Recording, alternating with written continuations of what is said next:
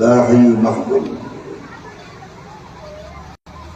সভাপতিত্ব করছেন জনাব মিজানুর রহমান ভূঁইয়া। যারা ওয়াজ নসিহত করবেন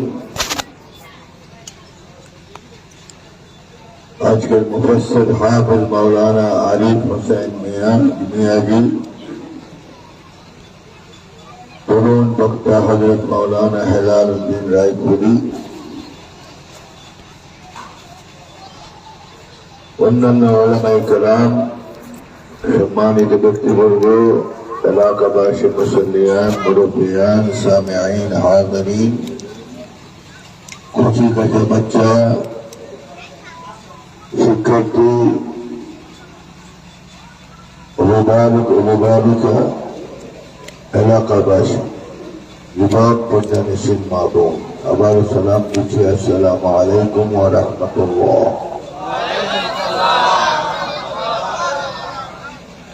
আল্লাহ পাকের শুকরিয়া যে আল্লাহ পাক আমাদেরকে আজকে একটা মূল্যবান সম্মানিত মাহফিল করার তৌফিক দিয়েছেন। ছোট পরিবেশে হলেও আমরা আজকে কুরআনুল কারীমের মূল্যায়নের জন্য এখানে উপস্থিত হয়েছি। একটা নতুন মাদ্রাসা হচ্ছে, আমার মনে হয় প্রত্যেকটা বাড়িতে ঘরে কুরআনুল কারীম এর চর্চা এবং কুরআনুল কারীমের প্রত্যেকটা নুসখা প্রত্যেক বাড়িতে থাকা উচিত। কি বলেন, ঠিক কিনা? যে হারে আজকে আমরা দেখছি কিন্ডার গার্ডেন গুলো হয়, ওখানে দিনী শিক্ষা কতটুকু আছে আমাদের জানা নেই, কিন্তু মুসলমান হিসেবে আমাদের প্রত্যেকের বাড়িতে কোরআন থাকা উচিত। কি বলেন আপনারা? ঠিক। আমাকে এখানে দাওয়াত দেওয়া হয়েছিল সকালে,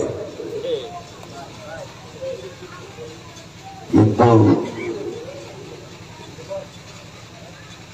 আজকে তো আমার চট্টগ্রাম যাওয়ার কথা, এখনই আমি যাব ইনশাআল্লাহ। আরেকটা মাহফিল আছে চাঁদপুরের কাছে, ওটা শেষ করে চট্টগ্রাম যাব ইনশাআল্লাহ। আপনাদের আবদার রক্ষার কারণে উপস্থিত হয়েছে, আর না হলে বৃহস্পতিবার কোনো দাওয়াত নেওয়া নিষিদ্ধ। কেন? জুমার দায়িত্ব আছে এবং এখানে জুমা পড়াতে হয়। কোনো সময় মাহফিল সেরে বাসায় পুষতে হয় ফজরের পর। মানুষেরই তো একটা জীবন আছে, স্বাস্থ্য আছে, ঠিক না? এত কুল্লি যে হাক্কান হাক্কা, প্রত্যেককে হক দিতে হবে। শরীরের হক দিতে হবে, সমাজের হক দিতে হবে, রাষ্ট্রীয় হক দিতে হবে, ব্যক্তিগত, পারিবারিক, সামাজিক, সব যার যার পরিমাণ মতো তার হক দিতে হবে। সুস্থ থাকলেই তো হক দেওয়া যাবে। কি বলেন আপনারা? কিন্তু আমাদের মধ্যে কিছু ব্যবহৃত লোক আছে, তারা বুঝে না। দাওয়াত একটা দিয়েছে, হুজুর যেটাই হোক আসতেই হবে, আসছে ইনশাআল্লাহ। কিন্তু লোক সংখ্যা যেই পরিমাণ হওয়া উচিত ছিল, আপনাদের চেয়ে দোকানের সংখ্যাই বেশি, ঠিক না? দোকান, এই একটা বেদাত শুরু হয়েছে। আল্লাহ পাক আমাদের সকলকে কোরআনের মর্যাদা দেওয়ার তৌফিক দান করুন। কোরআনুল কারীমের মর্যাদা আল্লাহ পাক ইরশাদ করেছেন, লাউ আনজালনা হাযাল কুরআন আলা জাবালিন লারাআইতাহু। হে হাবিব, আমার এই কালামকে যদি পৃথিবীর কোন পাহাড় পর্বতের উপরে আমি নাযিল করতাম, তাহলে আপনি দেখতেন সচক্ষে যে আমার কোরআনের সম্মান এবং আমার ভয়ে পাহাড়গুলি চূর্ণ বিচূর্ণ হয়ে ধূলিসাৎ হয়ে যেত। সে কোরআন হলো এই কোরআন। এটার মর্যাদা দেওয়া দরকার আছে না? ছোট বাচ্চাদেরকে কোরআন কারীম তেলাওয়াত শিক্ষা দেওয়া, কোরআন কারীম এর সাথে সম্পর্ক রাখার দায়িত্ব মা বাপের উপর। মা বাপ হলো আউয়ালুল মাদ্রাসা লিল আতফাল, মা বাপ হলো প্রথম শিক্ষা প্রতিষ্ঠান সন্তানদের জন্য। মা বাপ ভালো হলে সন্তানও ভালো হবে, ফ্যাক্টরি ভালো হলে প্রোডাকশন ভালো হবে। কিন্তু আজ দেখা যায় মা বাপ কোরআন পড়তে জানে না, কোরআনের গুরুত্ব দেয় না, যার কারণে সন্তানগুলি আজ অবহেলিত অবস্থায় নষ্ট হয়ে যাচ্ছে। ঠিক কিনা? এখন কি আপনারা কোরআন করিমের মর্যাদা দেওয়ার পক্ষে আসেন না বিপক্ষে? পক্ষে আসেন? কে আসেন দেখি আল্লাহকে দেখান। আল্লাহ আমাদের সকলকে কোরআনের পক্ষে দেখার তৌফিক দেন। আর কোরআনুল করিমের এত বড় মর্যাদা যে আমি কোরআনকে নাযিল করেছি। لو أنزلنا هذا القرآن على جبل لرأيته خاشعا متصدعا من خشية الله إنا نحن نزلنا الذكر وإنا له لحافظون। কোরআনুল করিম আমি নাযিল করেছি, আর এই কোরআনুল করিমের হেফাজতের দায়িত্ব আমি আল্লাহ পাক নিজ হাতে গ্রহণ করেছি। 1000 বছর পার হয়ে গেল, কিন্তু কোরআনুল করিমের একটি নকশা পরিবর্তন করার সাহস আজ পর্যন্ত গ্রহণ হয়নি। ঠিক কিনা? অপবর্তিত এবং এই কোরআনুল করিমের কোন পরিবর্তন নাই। হাদিসে এসেছে লা ইয়াতিহিল বাতিল মিন বাইনি ইয়াদাইহি ওয়া মিন খালফিহি, এমন কিতাব যে কিতাবের কোন দিক থেকেই ভুল বা ভ্রান্তি ঢুকতে পারে না। তাহলে এই কোরআনুল করিমের হেফাজতের দায়িত্ব স্বয়ং আল্লাহ পাক নিজ হাতে গ্রহণ করেছেন। আলহামদুলিল্লাহ, আপনারা ভাগ্যবান। হাদিসে এসেছে ইন্না লিল্লাহি আহলাইনি মিনান নাস, আল্লাহ পাকের দুই ধরনের আহল আছে, অর্থাৎ পরিবার আছে জমিনের মধ্যে। আল্লাহর পরিবার, আল্লাহকে বিবাহ করেছে, আল্লাহর সন্তানাদি আছে। কুল হুয়াল্লাহু আহাদ আল্লাহুস সামাদ লাম ইয়ালিদ ওয়া লাম ইউলাদ ওয়া লাম ইয়াকুল লাহু কুফুয়ান আহাদ। আল্লাহ এক, একক, ওনার কোন সন্তান আদি নাই, বিবাহ উনি করেন নাই, এবং কোন বউ বা বিবি বাল বাচ্চা কিছুই না। আল্লাহ পাক এক। আল্লাহ কয়জন? এই জন্য আল্লাহর আহেল কারা আবার। এই জন্য সাহাবায়ে কেরাম প্রশ্ন করেন মান হুম ইয়া রাসূলুল্লাহ, আল্লাহর আহেল জমিনে কারা? রাসূল পাক বললেন আহলুল কুরআন হুম আহলুল্লাহ, যারা কোরআনের আহেল, যারা কোরআনকে মাথায় বহন করে, যে কোরআন সম্মান করে, কোরআনকে পড়ে আমল করে, এরাই হলো জমিন আল্লাহর পরিবার। আল্লাহর পরিবার হওয়া কি সহজ ব্যাপার? না। ও খাসাতু, আল্লাহর খাস বান্দা তারা। এবং হাদিসে আরো এসেছে মান ক্বারা আল কুরআন ওয়া আমিলা বিমা ফীহি উলবিসা ওয়ালিদাহু তাজান ইয়াওমাল কিয়ামাহ দাউহু আহসানু মিন দাউইশ শামস। আল্লাহ পাক রব্বুল আলামিন কিয়ামতের দিন যে সন্তান কোরআন পড়েছে এবং সেই মুআফিক আমল করেছে, আল্লাহ পাক খুশি হয়ে ওই ছেলের মা বাপের মাথার মধ্যে দুটা নূরের তাজ পরিধান করাবে। যেদিন মানুষ হিসাব দেওয়ার জন্য ব্যস্ত থাকবে, মানুষ এদিক ওদিক ছুটাছুটি করবে, বেহুশ হয়ে যাবে, নবী রাসূলদের নাক মুখ দিয়ে ফেনা বের হয়ে যাবে, এই মুসিবতের দিন আল্লাহ পাক এই সন্তানের মা বাপের মাথায় নূরের তাজ পরিধান করাবে। প্রশ্ন হবে এরা কারা? তারা বলাবলি করবে এরা কারা?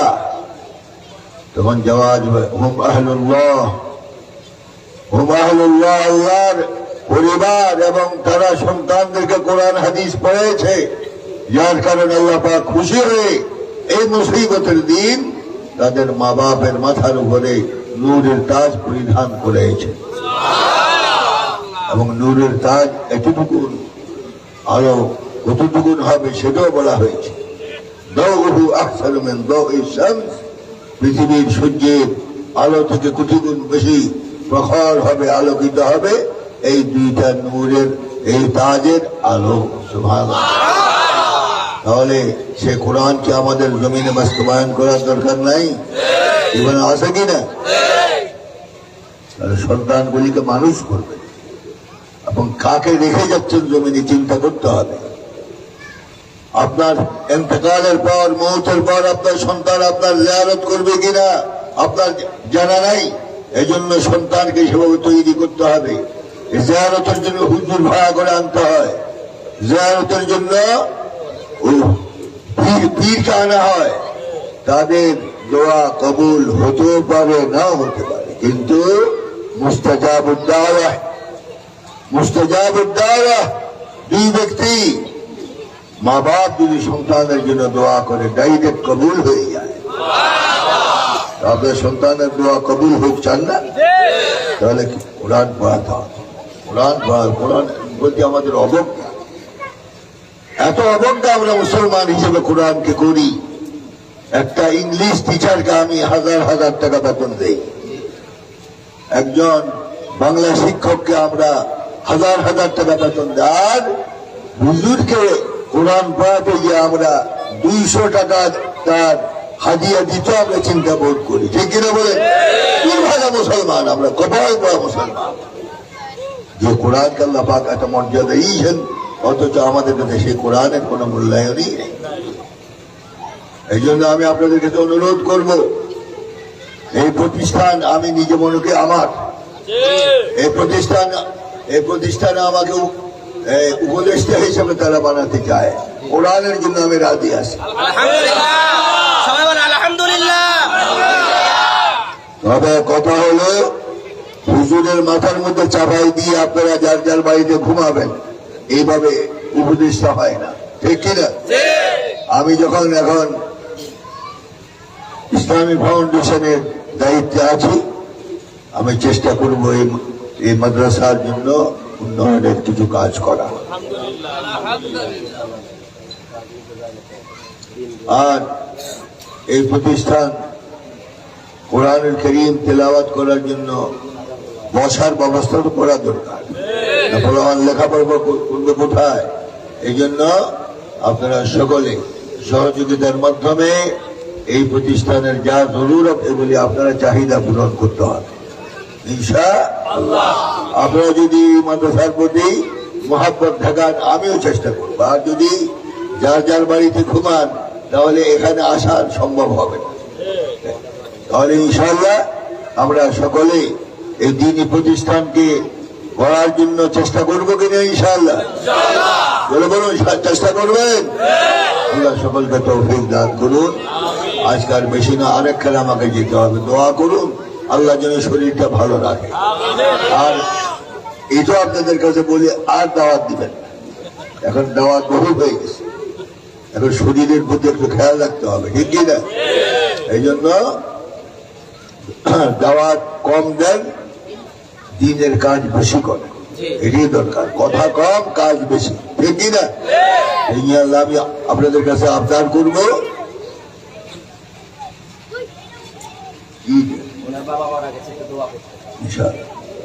তাহলে আমার সাথে ওয়াদা করেন এই মাদ্রাসার দিকে আপনারা নেক দৃষ্টি দিবেন তো ইনশাআল্লাহ।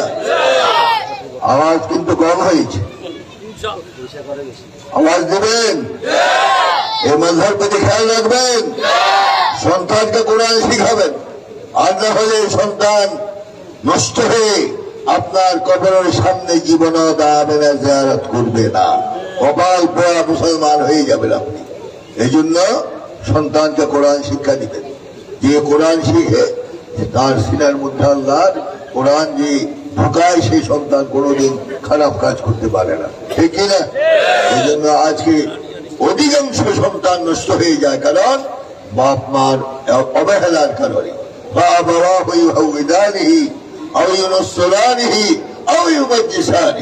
মা বাবা হলো সন্তানের নষ্টের মূল কারণ। এই মা বাবা সন্তানকে ইহুদি বানায়, মজুসি বানায়, অগ্নি পূজক বানায়, মদ্যপায়ী বানায়, সন্ত্রাসী বানায়। আর নিজে মনে করেন শুধু আবাদত করে কপাল কালো করে জান্নাতে যাবেন, এত সহজ নয়। কুল্লুকুম রাইন ওয়া কুল্লুকুম মাসউলুন আন রাইয়াতিহি প্রত্যেকে রাখালের দায়িত্ব পালন করেছেন কিনা আল্লাহর দরবারে জবাব দেওয়া লাগবে। শুধু সন্তান জমিনের মধ্যে এনে দিলে আপনার দায়িত্ব শেষ হয় না। আপনার এই লেখাপড়ার আদব শিক্ষা দেওয়ার জন্য আপনার মূল দায়িত্ব আপনার মাথার উপরে আল্লাহ পাক দিয়েছেন। এই জন্য আমার কথা বলে একটু কড়া হতে পারে, কিন্তু কোরআন হাদিসের পক্ষে কথা বলেছি, ঠিক আছে? আর আরেকটা অনুরোধ করছি, ইলেকশন আসতেছে ইনশাআল্লাহ। আমি রাজনীতি কথা বলবো না, বলবো কে? আমি বলবো না, বলবো কে? আমি কি দেশের নাগরিক নই? নাগরিক নই? যারা বলে হুজুর রাজনীতি করে, তোমাদের বস্তা বোঝা রাজনীতি আমি করি না, আমি কোরআনের রাজনীতি করি, ঠিক না? কোরআনের রাজনীতি করেন। আল্লাহ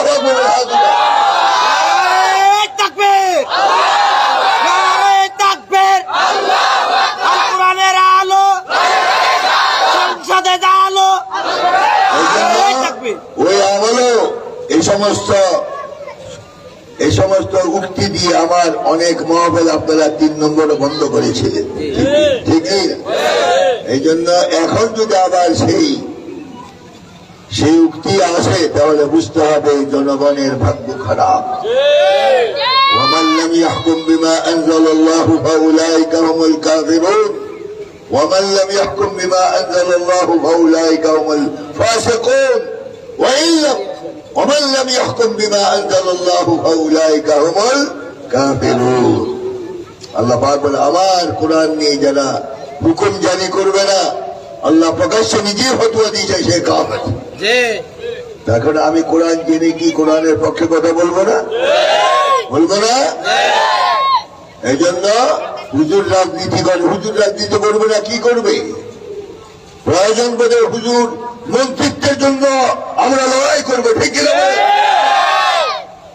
এই জন্য এই সমস্ত বুটা উঠে ফেতনা সৃষ্টি করবেন না। আর যদি এরপরেও ফেতনা হয়, তাহলে ময়দানে আমিও নামবো, আপনারও নামবো, মোকাবেলা হবে ইনশাআল্লাহ। আপনাকে সহযোগিতা করতে রাজি আছে?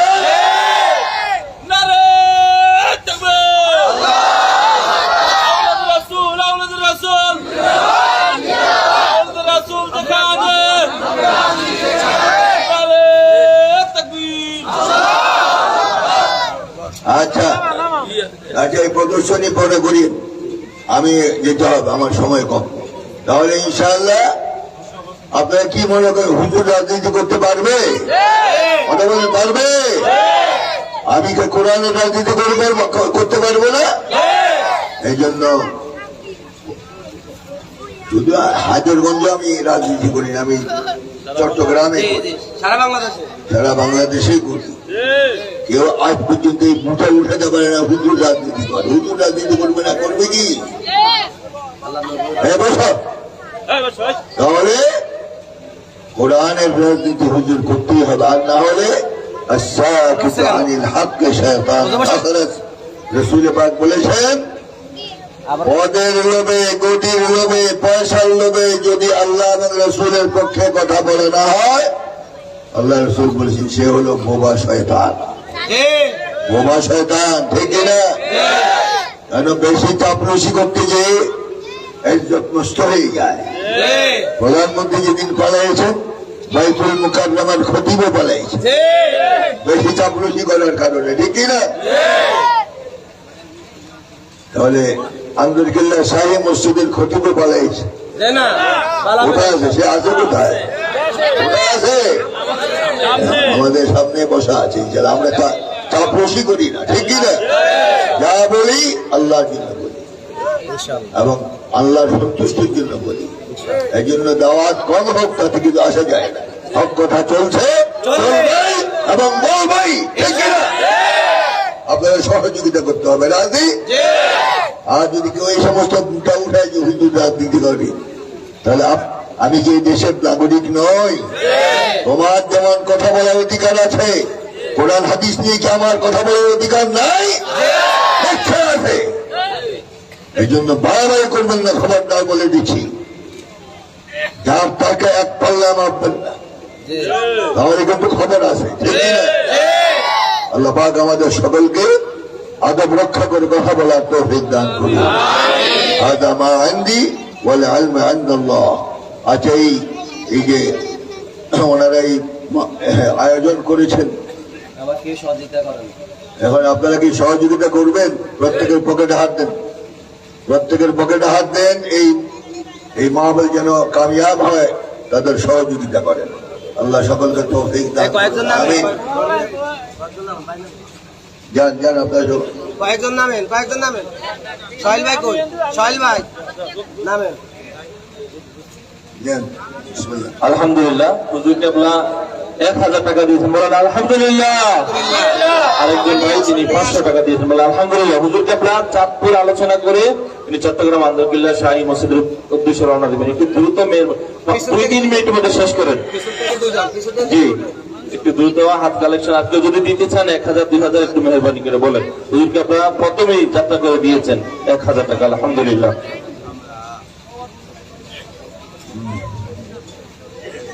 আলহামদুলিল্লাহ, আপনাদের জন্য সুখবর। এত মাদ্রাসার আওলাদ হুজুর কেবলা আপনাদের অনুরোধে, মাদ্রাসার পরিচালক মাওলানা হেলাল উদ্দিন রায়পুরি সাহেবের অনুরোধে হুজুর কেবলা এই মাদ্রাসার প্রধান পৃষ্ঠপোষক, মাননীয় প্রধান উপদেষ্টা হিসাবে তিনি দায়িত্ব পালন করবেন এবং তিনি কথা বলেছেন আপনাদের সামনে, ইনশাআল্লাহ। আপনাদের আলহামদুলিল্লাহ। জি, হুজুর অনুমতি দিছে। আমি এখানে একটা কম্পোজ করছি, কি লিখছি আপনারা শুনেন। বিসমিল্লাহির রহমানির রহিম।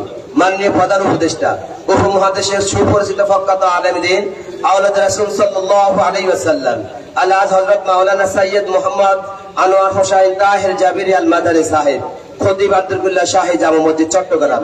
আসসালামু আলাইকুম হুজুর, আপনি শুনে আনন্দিত হবেন। আমি মাওলানা হেলাল উদ্দিন রায়পুরি, আপনার একজন ভক্ত। আমি 3 নং চরমোনা কাজী মার্কেট কাজী আব্দুল মতিন নুরানী হেফজুল কোরআন মাদ্রাসা খেদমত করার সুযোগ পেয়েছি। আমি চাচ্ছি সাইয়েদ মঞ্জিলের পরামর্শ এবং দিক নির্দেশনা অনুযায়ী আমার দিনী প্রতিষ্ঠানটি সুন্দরভাবে গড়ে তোলার জন্য সেই হিসাবে আপনার নেক দৃষ্টি কামনা করছি এবং আপনাকে অত্র প্রতিষ্ঠানের প্রধান উপদেষ্টা হিসাবে থাকার জন্য বিনীতভাবে অনুরোধ করছি। হুজুর, আপনার অধীনে অনেকগুলো প্রতিষ্ঠান চলে, সেই প্রতিষ্ঠানগুলোর সাথে আমি আমার এই প্রতিষ্ঠানকে যোগ করার জন্য বিশেষভাবে অনুরোধ করছি। জি হুজুর, এই অঞ্চলে সাইয়েদ মঞ্জিল আয়াতে আমার জানার মধ্যে কোনো প্রতিষ্ঠান নাই। আমি চাচ্ছি এই অঞ্চলে যেন সাইয়েদ মঞ্জিল রাজ কায়েম হয়, এই জন্য আপনার সুদৃষ্টি কামনা করছি। আশা করি হুজুর আমার এই কথাগুলো গুরুত্ব সহকারে দৃষ্টির নজরে রাখবেন। আল্লাহ পাক আপনাকে সুস্থ রাখুক, ভালো রাখুক এবং অনেক বেশি সম্মানিত করুক, আমিন। বিনীত নিবেদন, মাওলানা হেলাল উদ্দিন রায়পুরি, আপনার একজন ভক্ত, পরিচালক ও প্রধান শিক্ষক অত্র মাদ্রাসা, কাজী মার্কেট 3 নং চরমোহনা, প্রধান উপদেষ্টা স্বাক্ষর, সভাপতি স্বাক্ষর, সেক্রেটারি স্বাক্ষর। মাশাআল্লাহ, আলহামদুলিল্লাহ।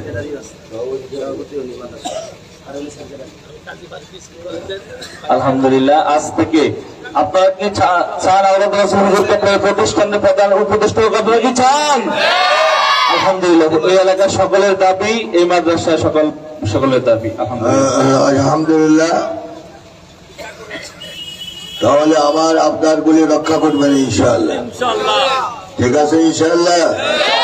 আর ছোট্ট একটা দাওয়াত দিচ্ছে আপনাদেরকে। প্রত্যেক বছর তো আমাদের হায়দরগঞ্জ ঐতিহাসিক ঈদগাহ ময়দানে 3 দিন বা 5 দিন ব্যাপী ইসাল সাওয়াবের মাহফিল অনুষ্ঠিত হতো। এই বছরও তারিখ ছিল এই আগামী মাসেই, ডিসেম্বরের 22, 23, 24, 25। কিন্তু রাষ্ট্রীয় অবস্থা এবং ভোটের যে এখনই গরমাগরমি শুরু হয়ে গেছে, ঠিক কিনা? গত পরশু এই রামগঞ্জে একজন লোককে গুলি করে টুকরা টুকরা করে রাস্তায় ফেলে দেওয়া হয়েছে। এই যদি অবস্থা হয়, লক্ষ লক্ষ লোক যে আমার মাহফিলে আসবে, এদের দায়িত্ব কে নিবে? শয়তান আছে না, সব জায়গায় শয়তান বিচরণ করছে, ঠিক কিনা? এই জন্য আমরা চিন্তা ভাবনা করে মাহফিলের তারিখ পিছিয়ে দিয়েছি। ইনশাআল্লাহ মাহফিল হবে এপ্রিলের 2, 3, 4 বাদ রমাদান। রমজানের পর ইনশাআল্লাহ 3 দিন মাহফিল হবে। ওই মাহফিলে কি যাওয়ার ইচ্ছা আছে না আপনাদের? আগের মতো যাবেন ইনশাআল্লাহ। আমরা চাই যে এবার আজিম উসান আরো লক্ষ লক্ষ লোকের জমাগণ বেশি হোক আমরা চেষ্টা করছি ইনশাআল্লাহ। ওয়াইজিন কেরামদেরকে দাওয়াত দেওয়া হচ্ছে, আন্তর্জাতিক কারীদেরকে দাওয়াত দেওয়া হচ্ছে ইনশাআল্লাহ। মাহফিল সময় মতো অনুষ্ঠিত হবে, আপনারাও সহযোগিতা করবেন ইনশাআল্লাহ। আল্লাহ পাক আমাদের সকলকে ভালো কাজে শরীক হওয়ার তৌফিক দান করুন। আল্লাহুম্মা সাল্লি আলা সাইয়্যিদিনা ونبينا وشفيعنا حبيبنا مولانا محمد صلى الله عليه وعلى آله وأصحابه وبارك وسلم. بلغ العلا بكماله كشف الدجى بجماله حسنت جميع خصاله صلوا عليه وآله. আমার মুনাজাত দেওয়ার পরে ইনশাআল্লাহ আপনারা বাড়িতে চলে যাবেন, এই তো থাকবেন তো? খাবার রাখার ব্যবস্থা আছে? আছে? ও আচ্ছা, যাক আলহামদুলিল্লাহ। আজকে বিনা তবরকেই ওয়াজ শুনেন। আজকে একটা ইতিহাস সৃষ্টি করেন যে আমরা বিনা খাওয়াতেও ওয়াজ শুনতে পারি। 3 নম্বরের লোক ধর্মপ্রাণ আমি চিনি, এবং বাংলাদেশে এত ঘন ঘন কোন এলাকায় আমি যাই না আপনাদের 3 নম্বরে যতবার আসি, এমন ভাবে ধরে যুগের মতো যে ছেড়ে দেয় না। এই জন্য আপনাদের এখানে আসতে চেষ্টা করি, মহব্বত করি, এবং সামনেও করবো। আল্লাহ পাক যদি আমাদেরকে সঠিক রাস্তায় চলার তৌফিক দেন ইনশাআল্লাহ। সবাই থাকবেন তো? ওয়াজ নসিহত শুনবেন। ওয়াইজিন কেরাম এসে গেছে ইনশাআল্লাহ, ওনারা তাকরীর করবেন। আল্লাহ পাক আমাদের সকলের উপর রহমতে কামেলা শামেলা নাযিল করুন, আমিন আল্লাহুম্মা আমিন। ربنا آتنا في الدنيا حسنة وفي الآخرة حسنة وقنا عذاب النار وأدخلنا الجنة مع الأبرار يا عزيز يا غفار يا أرحم الراحمين. اللهم اقبلنا واقبل حفلتنا هذه بقبول حسن يا رب العالمين. পরওয়ারদিগার আলম, এ মাহফিল ছোট হোক, তোমার নেক বান্দারা বসে কোরআনের ইজ্জত রক্ষার্থে তারা নসিহত শুনছে, মওলা তাদেরকে বেগুনাহ হয়ে বাড়িতে ফিরে যাওয়ার তৌফিক দান করো। কচি কাঁচা বাচ্চাদেরকে হাফিজ কোরআন হওয়ার তৌফিক দান করো। এই এলাকার উপর রহমত বরকত নাযিল করো। সেক্রেটারি সাহেব, সভাপতি সাহেবের সুদৃষ্টি যেন এই মাদ্রাসায় পড়ে, তারা যেন কোরআনের খেদমত করতে পারে, সেই তৌফিক আমাদের সকলকে দান করো। রব্বানা ফাগফির লানা যুনুবানা وكفر عنا سيئاتنا وتوفنا مع الأبرار. وصلى الله تعالى على خير خلقه محمد وعلى آله وأصحابه أجمعين والحمد لله رب العالمين. السلام عليكم ورحمة الله وبركاته. الحمد لله. হুজুর আপনার কাছে আমি 1 মিনিট চাই, একটু মাদ্রাসার 4 জন ছাত্রকে একটু পুরস্কৃত করার জন্য। আলহামদুলিল্লাহ, হুজুর আপনার হাত থেকে তারা পুরস্কার নিচ্ছে, যারা সমমানী পরীক্ষা প্রথম দ্বিতীয় তৃতীয় স্থান হয়েছে। একটু আমরা বসি, সকলে বসি। জি, মোহাম্মদ ফাহাদ প্রথম স্থান অধিকার করেছেন, তাকে পুরস্কার দিচ্ছেন সম্মানিত প্রধান মেহমান আওলাদুর রাসূল হুজুর কেবলা। এরপরে মোহাম্মদ জুবায়ের, তাকে পুরস্কার দিচ্ছেন আজকের মাহফিলের সম্মানিত প্রধান মেহমান আওলাদুর রাসূল জুবায়েরকে পুরস্কার দিচ্ছেন কাজী আব্দুল মতিন রনি উত্তরবঙ্গ মাদ্রাসা।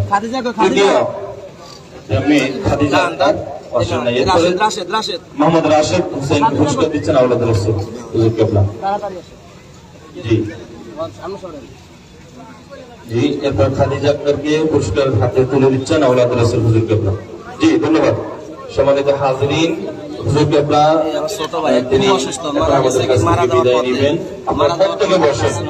আমাদের একজন মূল আলোচক আছে রায়পুর সাবগ্রামী মসজিদের সম্মানিত খতিব হাফেজ আলী হুসাইন মিয়াজি, তিনি আমাদের সামনে বয়ান পেশ করবেন। আমি অতএব আপনাদের প্রত্যেককে মেহেরবানি করে অনুরোধ করছি, আমরা কেউ মাহফিল থেকে ছেড়ে যাব না। আমাদের একজন বরেণ্য আলোচক আছেন, উনি আলোচনা করবেন। আওলাদ রাসূল হুজুর কেবলা তিনি চট্টগ্রামের উদ্দেশ্যে তিনি রওনা দিবেন। আমি মেহেরবানি করে অনুরোধ করছি, আমরা কেউ রাস্তায় দোকানের সামনে না থেকে এখন বসে যাই, আর হুজুর কেবলার সামনে এখন একটু মেহেরবানি করে না যাই, মাহফিলের সৌন্দর্য রক্ষাতে। এখন আমাদের সামনে আলোচনা রাখবেন মাদ্রাসার সহকারী শিক্ষক জনাব মাওলানা আব্দুল কুদ্দুস সাহেব। আমি মোহতারামকে সংক্ষিপ্ত আকারে কিছু কথা বলার জন্য বিনয়ের সাথে আরজ করছি। এখন কথা বলছেন হযরত মাওলানা আব্দুল কুদ্দুস সাহেব তিনি পরবর্তী আলোচনা করবেন এবং এরপরে আমাদের হযরত মাওলানা আরিফ হোসেন মিয়াজি তিনি আলোচনা করবেন এবং আখিরি মোনাজাত পরিচালনা করবেন। আমরা কথা না বলি, এর মাঝে একটা সঙ্গীত শুনি। সঙ্গীত পরিচালনা করছেন শিল্পী জিল্লুর রহমান। আসসালামু আলাইকুম ওয়া রাহমাতুল্লাহি ওয়া বারাকাতুহু।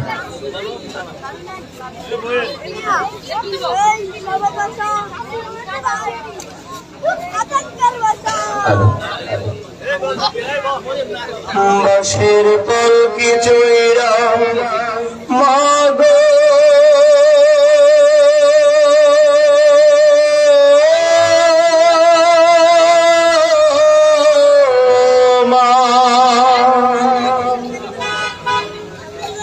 বাঁশের পলকি চইরা মাগো যাও যে কোথায় চলে, কোথায় আবার ঘর বানাইলা, যাও না আমায় বলে মাগো,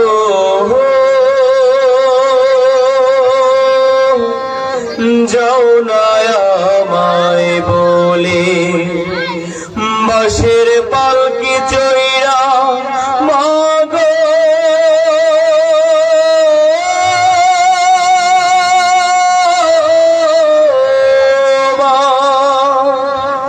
বুকে বড় স্বপ্ন ছিল থাকবো তোমার সাথে, তোমার পাশেই কাটবে সময় সকাল দুপুর রাতে। বুকে বড় স্বপ্ন ছিল থাকবো তোমার সাথে, তোমার পাশেই কাটবে সময় সকাল দুপুর রাতে। একটুখানি কোনা কথা ও মা, একটুখানি কোনা কথা ভাসি নয়ন জলে, কোথায় আবার ঘর বানাইলা, যাও না আমায় বলে মাগো, যাও না আমায় বলে। তুমি ছাড়া কেমনি থাকি একলা শূন্য ঘরে, একটুখানি তুমি ছাড়া কেমনি থাকি একলা শূন্য ঘরে। কেউ তো ভালোবাসে না এই পৃথিবীর তরে, তুমি ছাড়া কেমনি থাকি একলা শূন্য ঘরে। কেউ তো ভালোবাসে না এই দুনিয়ার তরে। ও দয়াময় আমার মাকে, ও মা, ও দয়াময় আমার মাকে জান্নাতে নাও তুলে, কোথায় আবার ঘর বানাইলা, যাও না আমায় বলে মাগো, যাও না আমায় বলে। বাঁশের পালকি চইরা মাগো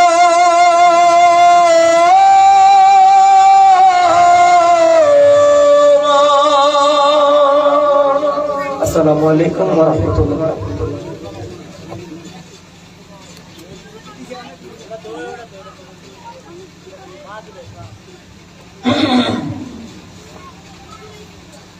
আলহামদুলিল্লাহ, আমাদের রেনেসা শিল্পী গোষ্ঠী বাইকে আল্লাহ তাআলা হায়াতে আমলে বারাকা দান করে। আমরা সকলে বলি আল্লাহুম্মা আমিন। আমি আপনাদের সম্মুখে আওলাদে রাসূলের আগে সূরা মুমিনুন থেকে কিছু কথা আলোচনা করেছি। আলোচনা পুরা করতে পারি নাই, কেবল শুরু করছি। আল্লাহ তাআলার মেহেরবানি, হুজুর চলে এসেছেন। হুজুর আবার আমাদের জন্য দোয়া করে চলে গিয়েছেন, কি ঠিক না?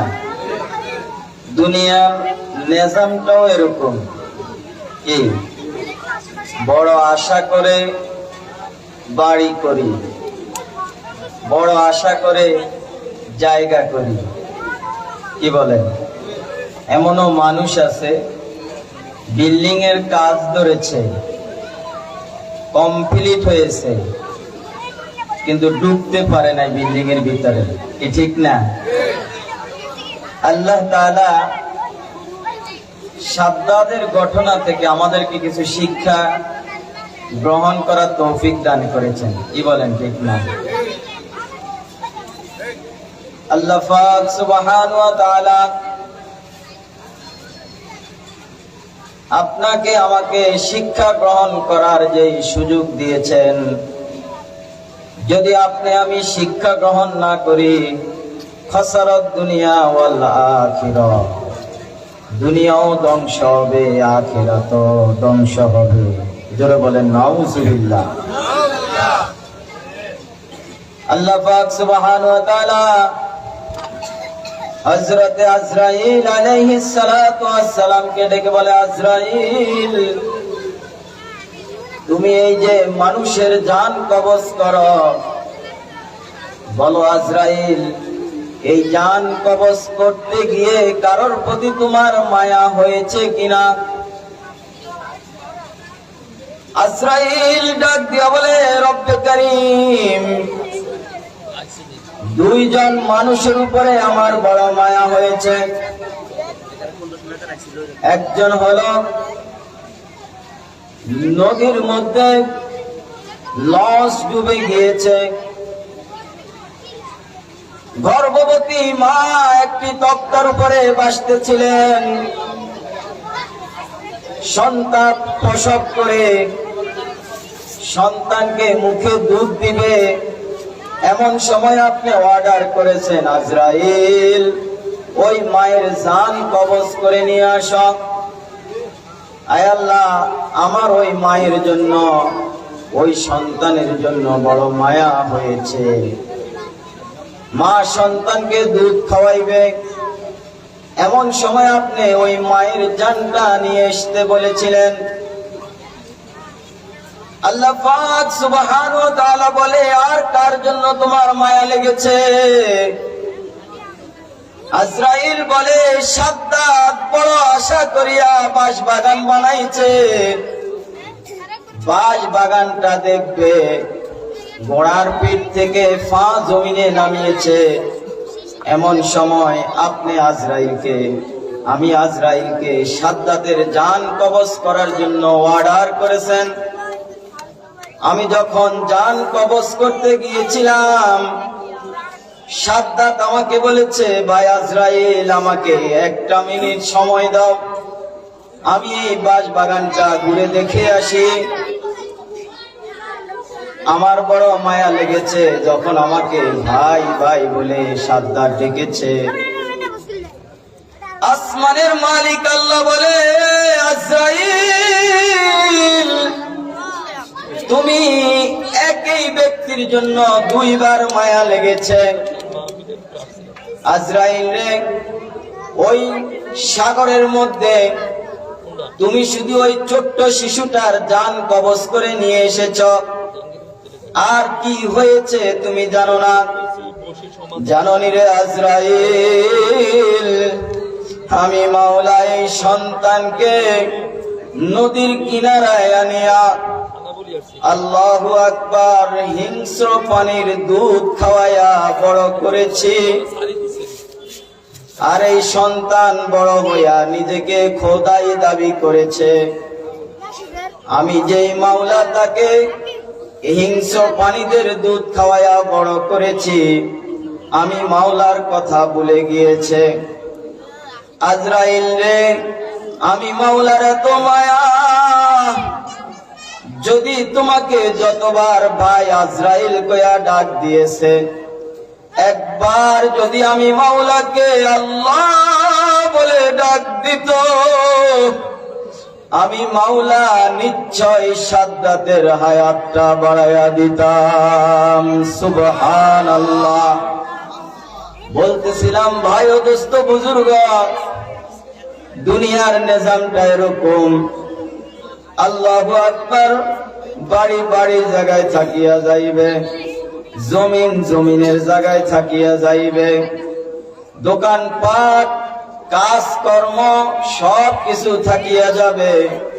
কিন্তু এমন একদিন আসবে আপনি আমি এই দুনিয়াতে থাকবো না। কি বলেন, ঠিক কিনা? এজন্য আল্লাহ পাক সুবহানাহু ওয়া তাআলা সূরাতুল মুমিনিনের ভিতরে বলেন, মুমিনের গুণাবলী অর্জন করে কবরে যাইতে হবে। আল্লাহ পাক বলেন, ক্বাদ আফলাহাল মুমিনুন, মুমিনগণ সফল কাম হয়ে গিয়েছে। মুমিন কারা? যারা মনে মনে অন্তরে জবানে স্বীকার করেছে, আমানতু বিল্লাহি ওয়া মালাইকাতিহি ওয়া কুতুবিহি ওয়া রুসুলিহি ওয়াল ইয়াউমিল আখির ওয়াল কদরি খায়রিহি ওয়া শাররিহি মিনাল্লাহি তাআলা ওয়াল বাসি বাদাল মাউত।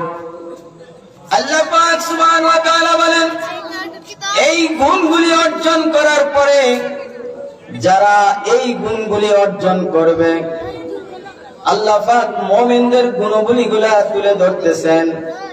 এক নাম্বার মুমিনের গুণ হবে আল্লাযীনা হুম ফি সালাতিহিম খাশিউন। আল্লাহ পাক বলেন, মুমিনের এক নাম্বার গুণ হলো মুমিন নামাজ পড়বে বিনয়ের সাথে। মুমিন যখন নামাজে দাঁড়াবে, মুমিন চিন্তা করবে, আমি আমার মাওলার সামনে দাঁড়িয়েছি, আমার ডাইনে জান্নাত, বামে জাহান্নাম, আমার পিছনে আজরাইল আলাইহিস সালাতু ওয়াস সালাম দাঁড়ায় রয়েছে। আল্লাহ পাক তখন জানি বলে, আজরাইল ধর, আর আজরাইল আমার জানটা বাইর করে নিয়ে যাবে। এখন আমি কি জান্নাতে পড়ব নাকি জাহান্নামে পড়ব? বলে মুমিন এই বিনয়ের সাথে নম্র ভদ্রভাবে নামাজে দাঁড়াবে। দুই নাম্বার গুণ আল্লাহ পাক বলেন, ওয়াল্লাযীনা হুম আনিল লাগওয়ি মুরিদুন। মুমিন কখনো বেপয়সা কথা বলতে পারে না। মুমিন কখনো